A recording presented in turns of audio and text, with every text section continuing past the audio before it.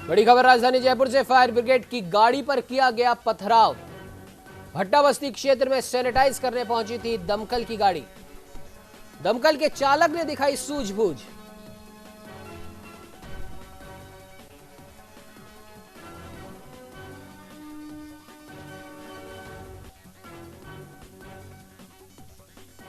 आपको बता दें कि हालांकि कोई फायर कर्मी इस हमले में घायल नहीं हुआ है। पुलिस पूरे मामले की जांच में जुटी है। दमकल कर्मी ने न्यूज इंडिया को दी जानकारी। आपको बता दें कि बड़ी खबर आ रही है न्यूज इंडिया के माध्यम से कि कल भी कोतवाली क्षेत्र में पुलिस कर्मियों से मारपीट की घटना हुई थी। बड़ी खबर इस समय राजधानी जयपुर से जो फायर ब्रिगेड कर्मचारियों ने न्यूज इंडिया को दी है कि भट्टा बस्ती क्षेत्र में सैनिटाइज करने दमकल की गाड़ी पहुंची थी, उस पर हमला किया गया है। हालांकि दमकल के चालक ने सूझबूझ दिखाई और तुरंत गाड़ी को स्टार्ट करके वहां से रवाना हो गए। आपको बता दें कि यह हमला छत से फेंके गए पत्थरों से किया गया। हालांकि इसमें किसी भी फायर कर्मी के घायल होने की कोई सूचना नहीं अभी तक प्राप्त है। पुलिस पूरे मामले की जांच में जुटी है। दमकल कर्मी ने न्यूज इंडिया को यह जानकारी दी है। इस खबर पर ज्यादा बात करने के लिए हमारे साथ हमारे संवाददाता दीपक चावला फोन लाइन पे जुड़े हैं। जी दीपक, आखिर जिसका डर था वही हुआ पूरे देश भर में, जहां चिकित्सा कर्मियों, पुलिस कर्मियों और जो भी लोग इस समय कोरोना महामारी और आम जनता के बीच में एक मजबूत दीवार बनकर खड़े हैं। कुछ लोग उस दीवार में छेद करने में जुटे हुए हैं। पहले तो ये खबरें अधिकतर दूसरे राज्यों से आ रही थी, लेकिन अब राजस्थान से भी ये खबरें आ रही हैं, वो भी राजस्थान की राजधानी जयपुर से।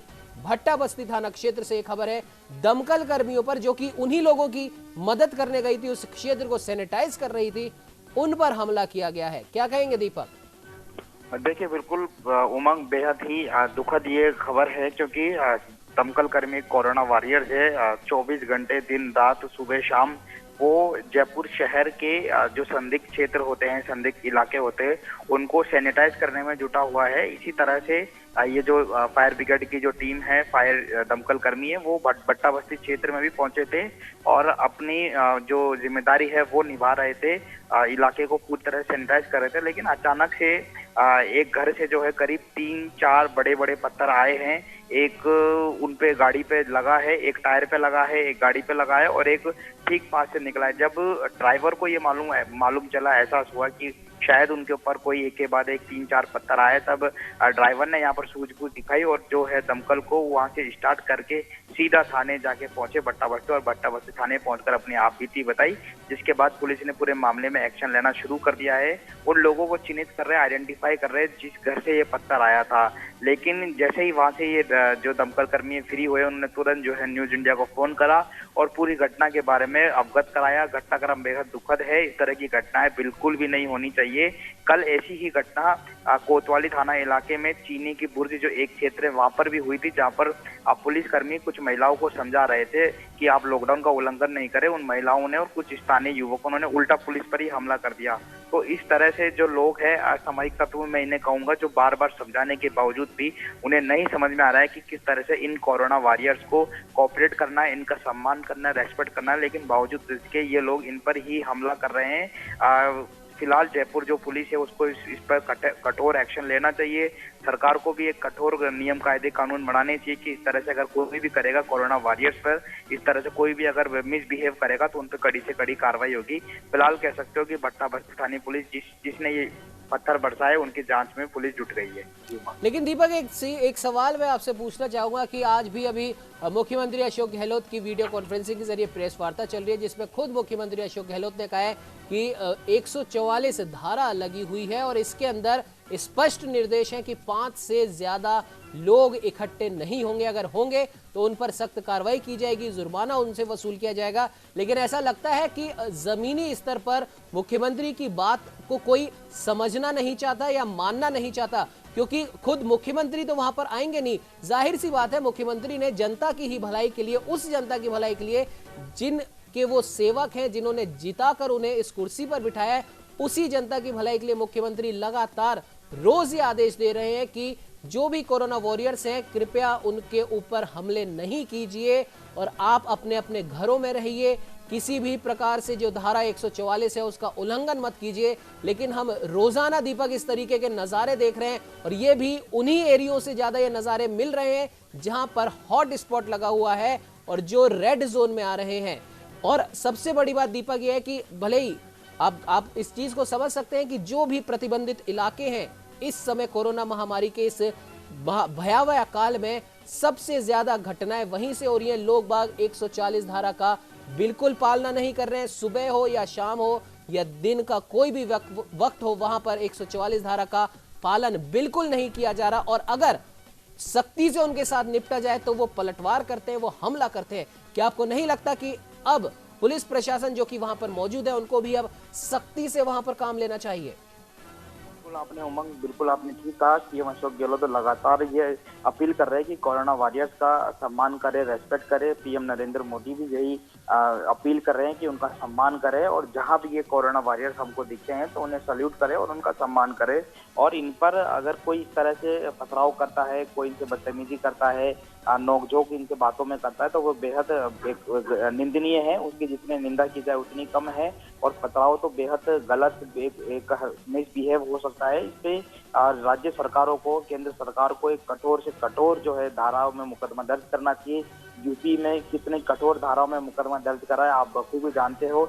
जरूरत है एक ऐसा ही बेंचमार्क यहाँ पर भी खड़ा करने का। यहाँ पर भी राज्य सरकार, राजस्थान सरकार, जयपुर पुलिस, यहाँ का प्रशासन भी इसी तरह से एक कठोर जो है एफआईआर दर्ज करे, एक कठोर जो आईपीसी की धारा है उसमें मुकदमा दर्ज करे, ताकि एक लोगों को मैसेज मिले कि जो भी इस तरह से हरकत करेगा उस पर जो है पुलिस सख्त से सख्त कार्रवाई करेगी। कई लोग ऐसे मानते हैं कि वो अगर इस तरह से करेंगे तो उन्हें महज 151 की जो कि मामूली धारा होती है उन्हें गिरफ्तार कर उन्हें छोड़ देंगे। तो बिल्कुल प्रशासन को ये सोचना होगा, ऐसी कठोर कार्रवाई करनी होगी ताकि ऐसे लोगों को एक सबक मिले, उनकी रूह कांप उठे कि इस तरह से कोरोना वॉरियर्स पे वो इस तरह से पथराव बिल्कुल भी नहीं करे। क्योंकि ये कोरोना वायरस कौन है? ये हमारे परिवार की सुरक्षा के लिए, हमारी सुरक्षा के लिए ये लोग सड़कों पर है ताकि हम लोग सुरक्षित रहे। और हम लोगों को ये इसलिए ही समझाते कि आप अपने घर में रहे क्योंकि उसमें भी हम लोगों की भलाई है। तो बिल्कुल इनका तो जितना सम्मान करना चाहिए उतना ही कम है। लेकिन बावजूद उसके अगर इस तरह की घटना हो रही है तो बेहद निंदनीय घटना है। और राजधानी जयपुर में तो बिल्कुल भी ये शोभा नहीं देता कि जहाँ पर इस तरह की घटना हो, क्योंकि यहाँ पर अगर कोई घटना होती है तो पूरे राजस्थान में और पूरे भारत में उसकी जो है आवाज और उसकी खबर पहुंचती है। तो ये सुनकर बेहद बिल्कुल अच्छा नहीं लगता। कल भी ऐसी घटना हुई थी, आज एक बार फिर से हुई थी।